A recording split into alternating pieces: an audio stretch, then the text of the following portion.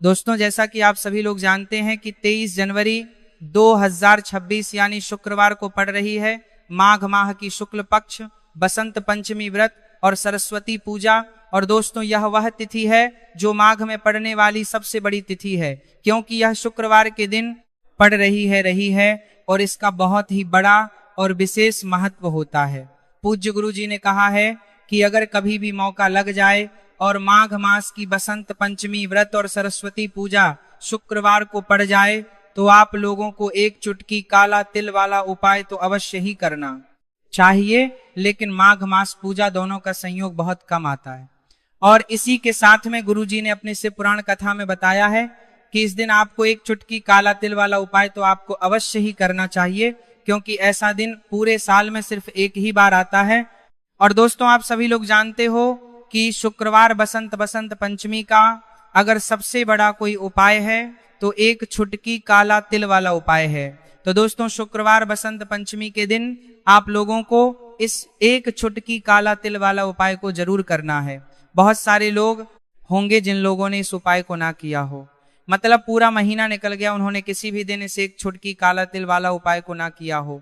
पर दोस्तों, आपके पास एक आखिरी मौका बचा हुआ है जो कि 23 जनवरी शुक्रवार बसंत पंचमी के दिन है। तो इस दिन आप लोगों को इस वाले उपाय को जरूर कर लेना है।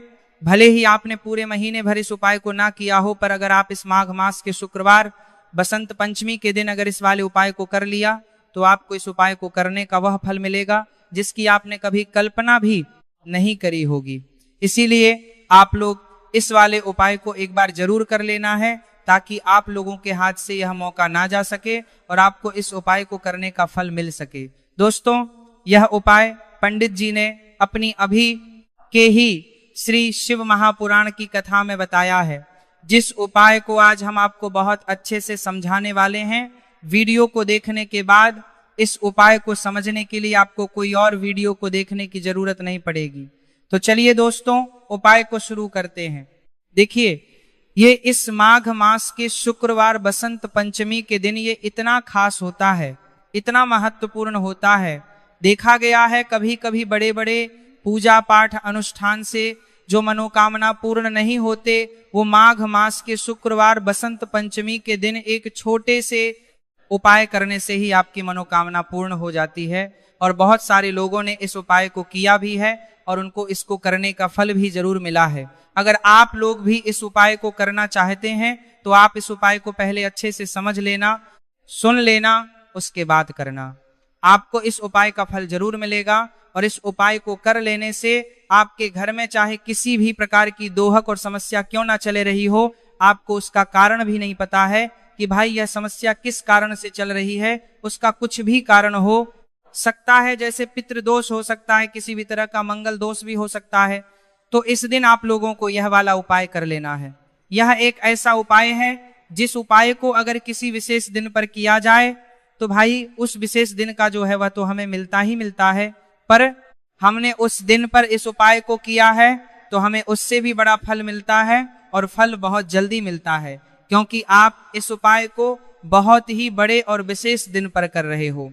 तो चलिए अब उपाय के बारे में बात करते हैं। उससे पहले आप लोगों को यह जानना आवश्यक है कि आखिर यह उपाय किस समय करना है, किसको करना है और कैसे करना है। तो चलिए हम आगे आपको वीडियो में एक एक करके बता देते हैं। लेकिन उससे पहले अगर आप लोग हमारे चैनल पर पहली बार आए हैं या फिर मेरी आवाज आज पहली बार सुखी से उसके पास की बारी में हरा रही हैं ना रहे हैं, तो हमारे चैनल को सब्सक्राइब जरूर कर लेना और इस वीडियो को लाइक करके कमेंट बॉक्स में श्री शिवाय नमस्तुभय ओम नमः शिवाय जरूर टाइप कर देना।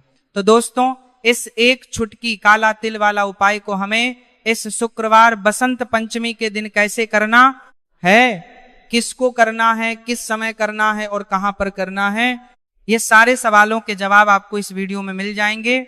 और जो ये वीडियो देखेगा भाई उसको एक चुटकी काला तिल वाला उपाय जरूर करना चाहिए, क्योंकि इस दिन एक चुटकी काला तिल का भी बहुत ही बड़ा और विशेष महत्व होता है। और जब बात आ जाए एक चुटकी काला तिल वाला उपाय की तो ये सोने पर वाली बात हो जाती है और ये एक बहुत ही बड़ा उपाय हो जाता है इस शुक्रवार बसंत पंचमी का। तो अब दोस्तों, इस एक चुटकी काला तिल वाला उपाय को आखिर करना किसको है, सबसे पहले हम लोग वह बात जान लेते हैं। तो देखो, घर की जो बड़ी माताएं बहनें होती हैं, उन माताओं बहनों में से कोई भी एक बड़ी माता बहन इस वाले उपाय को कर सकती है। और दोस्तों, अगर आप चाहे तो अपने घर में से सभी सदस्यों को भी इस उपाय को करवा सकते हैं।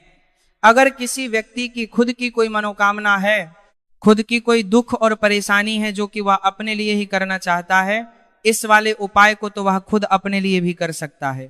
बाकी अगर कोई घर में से ऐसा है जो कि अपने पूरे घर परिवार की सुख और शांति के लिए यह वाला उपाय करना चाहता है, तो भाई वह भी करना सकता है, उसमें भी कोई दिक्कत वाली बात नहीं है। कहने का मतलब यह है कि इस उपाय को हर एक सदस्य भी कर सकता है और पूरे घर परिवार के सदस्य के लिए घर की बड़ी बहनों में से कोई एक माता बहन भी कर सकती है। माताएं बहनें अगर घर में उपस्थित ना हो, या वह माताएं अगर घर में उपस्थित ना हो, या वह बाहर सदस्य बुवाए, यह वाला उपाय ना कर पा रही हो, तो फिर घर का कोई बड़ा सदस्य भी इस एक चुटकी काला तिल वाला उपाय को कर सकता है, चाहे फिर वह पुरुष ही क्यों ना हो, उसमें कोई भी दिक्कत वाली बात नहीं है। अब दोस्तों, जो अगला प्रश्न निकल कर आता है वो यह आता है इस उपाय को लेकर कि आखिर इस उपाय को हमें किस समय करना है, सुबह के समय करना है कि शाम के समय करना है। तो देखो, इस वाले उपाय को आप लोग सुबह भी कर सकते हो और शाम के समय प्रदोष काल में भी कर सकते हो। अब अगर आप पूछो कि भाई सबसे उत्तम समय कौन सा रहेगा इस एक चुटकी काला तिल वाला उपाय को करने का, तो हम आपसे बस यही कहेंगे कि इस उपाय को आप सुबह के समय करेंगे तो ज्यादा बेहतर होगा। बाकी अगर प्रदोष काल शाम के समय भी करेंगे तो भी अच्छा होगा, उसमें कोई भी दिक्कत वाली बात नहीं है। तो अब दोस्तों, जो अगली सबसे बड़ी और महत्वपूर्ण बात आती है वह यह आती है कि सुबह अगर हम उपाय को करेंगे तो हमें कितने बजे से लेकर कितने बजे तक के बीच में करना है, और शाम के समय प्रदोष काल में करेंगे तो हमें कितने बजे से लेकर कितने बजे के बीच में करना है। तो देखो, सुबह जितनी जल्दी हो सके आप उपाय को करने की कोशिश करना। बाकी अगर किसी कारणवश लेट भी हो जाओ, थोड़ी देर भी हो जाए, तो 10 या 11:00 बजे तक भी आप उपाय कर लेना, पर 12:00 बजे से ज्यादा देरी ना हो, ठीक है, इस बात का ध्यान रखना। उसके बाद में दोस्तों, अगर के समय प्रदोष काल की बात करें, प्रदोष काल का जो समय है होता है वो शाम के 6:00 बजे से शुरू हो जाता है। मतलब शाम के 6:00 बजे से लेकर 7:00 बजे के बीच का जो समय होता है, यह समय प्रदोष काल का समय होता है। तो आप इस उपाय को 7 या 8:00 बजे के बीच में भी कर सकते हो। मतलब शाम के 6:00 बजे से रात 8:00 बजे के बीच में आप कभी भी इस वाले उपाय को कर सकते हो, उसमें कोई भी दिक्कत में वाली बात नहीं है। देखिए, आज के इस पूरे वीडियो में हम आपको 3 चमत्कारिक उपाय बताने वाले हैं।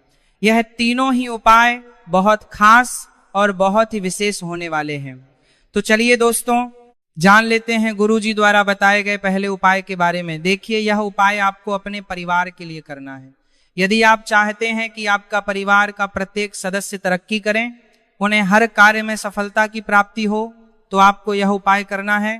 तो देखिए, इस उपाय को करने के लिए आपको एक आटे का दीपक लेना है। आपको अपने ही घर पर एक एक आटे का दीपक प्रकार से तैयार कर लेना है। अब देखिए दोस्तों, इस प्रकार से आटे का दीपक तैयार करने के बाद इसी के साथ में आपको एक चुटकी हल्दी भी लेनी होगी। अब यह दोनों ही सामग्रियां लेकर के आपको पहुंच जाना है अपने ही घर में तुलसी जी के पौधे के पास में। देखिए, कई लोग कमेंट करके पूछ रहे हैं कि क्या हम तुलसी जी के पौधे के वहां पर, हमारे घर में जो तुलसी जी का पौधा है वह सूख चुका है, तो वहां पर भी इस उपाय को कर सकते हैं। तो हाँ, बिल्कुल, आप इस उपाय को, जो आपके घर में तुलसी जी का पौधा है वहीं पर आपको यह उपाय करना है। देखिए, सबसे पहले तो आपको यह जो उपाय है सूर्यास्त के बाद यानी कि रात्रि के समय में ही करना होगा। अब देखिए, सबसे पहले आपके पास जो एक चुटकी हल्दी है उसे आपको तुलसी जी के पौधे में डाल देना है। अब देखिए, आप जो एक आटे का दीपक लेकर के आए हैं, सबसे पहले तो आपको उसे तुलसी जी के पौधे के पास में रखना है। और तुलसी जी पौधे के पास में रखने के बाद इस दीपक में हमें शुद्ध घी का प्रयोग करना है, और इसी दीपक में हमें गोल रूप की बाती का प्रयोग करना है, क्योंकि ये जो दीपक है विशेषकर हम हरि विष्णु नारायण के नाम से लगा रहे हैं। अब इस दीपक को आपको प्रज्वलित कर देना है और आपको भगवान विष्णु से, माता तुलसी से प्रार्थना करनी है कि हमारे घर में परिवार का प्रत्येक सदस्य तरक्की करे, उसे अपने हर कार्य में सफलता की प्राप्ति हो, पूरा परिवार खुश रहे। हे भगवान नारायण, आप हमारे परिवार की रक्षा करना। अब देख, ये दीपक को प्रज्वलित करने के बाद आपको तुलसी जी के पौधे के नीचे यदि तुलसी जी का पत्ता गिरा हुआ पड़ा है तो उसे आपको उठा लेना है। आपको ध्यान रखना है, तुलसी जी के पौधे से पत्ता तोड़ना नहीं है, नीचे गिरा हुआ है तो उसे आपको उठा लेना है। अब देखिए, आपके घर में भगवान विष्णु की, भगवान श्री राम की या फिर भगवान श्री कृष्ण की यानी कि श्री विष्णु के किसी भी अवतार की प्रतिमा लगी हुई है, तो वहां पर आपको जाना है और आपको थोड़ी सी चीनी या फिर मिश्री आपके घर में हो तो उनका भोग आपको भगवान विष्णु के सामने लगाना है। और जो आप तुलसी जी का पत्ता लेकर के आए हैं उसे भी आपको उसी भोग में डाल देना है। अब देखिए, थोड़ी सी देर इस भोग को वहीं पर रखे रहने देना है और फिर इस भोग को आपको अपने घर के परिवार के प्रत्येक सदस्य को प्रसाद स्वरूप प्रदान करना है। यकीन इस उपाय को करने हैं से आपके परिवार का प्रत्येक सदस्य हमेशा तरक्की पर रहता है और आपके परिवार में हमेशा खुशियां बनी रहती है। तो इस प्रकार से आपको पहला उपाय कर लेना है। अब हम जानते हैं दूसरे उपाय के बारे में। देखिए, ये जो उपाय है विशेषकर धन की प्राप्ति के लिए है, माँ लक्ष्मी को प्रसन्न करने के लिए है और विशेषकर शुक्रवार बसंत पंचमी की रात्रि में ही आपको यह उपाय करना है। देखिए, सामने आपको एक दीपक दिखाया जा रहा है, तो आपको एक दीपक लेना है। दीपक आप मिट्टी का भी ले सकते हैं, आटे का भी ले सकते हैं। अब देखिए, इस दीपक में आपको शुद्ध घी का प्रयोग करना होगा और इस दीपक दत्त में आपको विशेषकर मोली वाला जो धागा आता है, लाल रंग का कलावा का धागा जिसे हम कहते हैं, उसकी बात ही आपको इस दीपक के अंदर प्रयोग करनी है। यानी कि लंबी बाती का आपको इस दीपक के अंदर प्रयोग करना है। अब देखिए, यह जो दीपक है आज रात्रि में लगभग 8:00 बजे के लगभग आपको यह जो दीपक है तुलसी जी के पौधे के पास में प्रज्वलित कर देना है। दीपक की जो बाती है उसका मुख आपको उत्तर दिशा में रखना है, इस बात का ध्यान रखना है और आपको ओम महालक्ष्मी नमः इस मंत्र का लगातार जाप करते रहना है। देखिए, इस मंत्र का आपको 11 बार या फिर 108 बार जाप करने के बाद तुलसी जी के पौधे के नीचे से थोड़ी सी मिट्टी उठानी है। देखिए, आपको पता है कि अभी माघ के पवित्र दिन चल रहे हैं और माघ मास के दिनों में यदि आप शुक्रवार बसंत पंचमी के दिन तुलसी जी की मिट्टी रात्रि के समय में लेते हैं तो इससे आपके जीवन के जो सारे संकट है वो समाप्त होते हैं। अब देखिए, आपको एक गिलास लेना है, उसमें आपको जल भरना है और जो आपने तुलसी जी की मिट्टी ली है सबसे पहले तो उसे गिलास के अंदर डालें और इसी के साथ में आपको एक चुटकी हल्दी भी उस पात्र के अंदर डालनी है। अब देखिए, इस जल भरना है, उस पात्र के अंदर डालनी है, का छिड़काव आपको अपने पूरे ही घर में करना है। देखिए, जल का छिड़काव आपको अपने घर के प्रत्येक कोने में करना है, मुख्य द्वार पर करना है, प्रत्येक कमरे में करना है। केवल अशुद्ध स्थानों को आपको छोड़ना है, बाकी आपको प्रत्येक कोने में, प्रत्येक कमरे में जहां आप धन रखते हैं, चाहे रसोई घर हो, वहां पर आपको इस जल का छिड़काव करना है। और जल का छिड़काव करते समय आपके मन में यही भाव रहना चाहिए कि माता लक्ष्मी की कृपा से हमारे जीवन में हमेशा धन के भंडार भरे रहे और जीवन में जो भी संकट है, कष्ट है, वह सभी दूर हो। इस प्रकार से कामना करते हुए सुंदर भाव के साथ आपको यह उपाय करना है। देखिए, इस उपाय को करने से घर का जो दुर्भाग्य है वह दूर होता है, तो इसीलिए आपको शुक्रवार बसंत पंचमी की दिव्य रात्रि में यह उपाय करना है। अब दोस्तों, हम बात करने लेते हैं तीसरे विशेष और अंतिम उपाय के बारे में। देखिए, इस उपाय के माध्यम से भगवान विष्णु और माता लक्ष्मी दोनों ही प्रसन्न होने वाले हैं। तो देखिए, इस उपाय को करने के लिए सबसे पहले तो आपको दीपक लेने हैं। दीपक आपको 2 लेने होंगे। आप चाहे तो दोनों ही दीपक मिट्टी के भी ले सकते हैं, दोनों ही दीपक शुद्ध आटा माकर उनके भी तैयार कर सकते हैं। अब देखिए, दोनों ही दीपक के अंदर आपको शुद्ध घी का प्रयोग करना होगा। अब देखिए, 2 दीपक हैं, उनमें से आपको एक दीपक के अंदर गोल बाती का प्रयोग करना है और एक दीपक में आपको लंबी बाती का प्रयोग करना है। देखिए, लंबी बाती वाले दीपक के अंदर आपको लाल बाती का प्रयोग करना है, जो मूली वाला धागा आता है कलावा का, उसी की बाती का आपको प्रयोग करना है। अब देखिए, इसी के साथ में आपको एक चुटकी हल्दी लेनी है और एक चुटकी आपको काले तिल लेने हैं। अब देखिए दोस्तों, ये उपाय भी आपको विशेषकर रात्रि के समय में ही करना होगा। तो देखिए, सबसे पहले तो आपको ये जो सभी सामग्रियां हैं तुलसी जी के पौधे के पास में लेकर के पहुंचना है। देखिए, आपके पास जो गोल बाती का दीपक है, इसे आपको तुलसी जी के पौधे के पास में प्रज्वलित करना है। ओम नमो भगवते वासुदेवाय नमः इस मंत्र का जाप करते हुए अब देखिए, आपके पास जो काले तिल है उन्हें आपको अपने सीधे हाथ में रखना है और आपके जीवन में जो भी समस्या है, परेशानियां हैं, जीवन में जो भी संकट है, बाधाएं, उन सभी को दूर करने की आपको प्रार्थना करनी है। और यह जो काले तिल है आपको उससे जलते हुए दीपक के अंदर डाल देने हैं। तो देखिए, इस प्रकार से हमने यह जो गोल बाती का दीपक है भगवान विष्णु के निमित्त प्रज्वलित किया है। अब देखिए दोस्तों, आपके पास जो लंबी बाती का दीपक है और आपके पास जो एक छुटकी हल्दी है, इन दोनों को आपको अपने घर के मंदिर में लेकर के पहुंचना है। देखिए, आपके घर के मंदिर में जो माता लक्ष्मी की तस्वीर है या फिर माता लक्ष्मी के किसी भी स्वरूप की तस्वीर है, प्रतिमाएं हैं, तो सबसे पहले तो के सामने आपको यह दीपक रखना है। दीपक के नीचे आपको चावल या फिर अनाज के कुछ आने अवश्य ही रखना है। देखिए, सबसे पहले तो आपको यह जो दीपक है इसे माता लक्ष्मी जी के सामने प्रज्वलित कर देना है।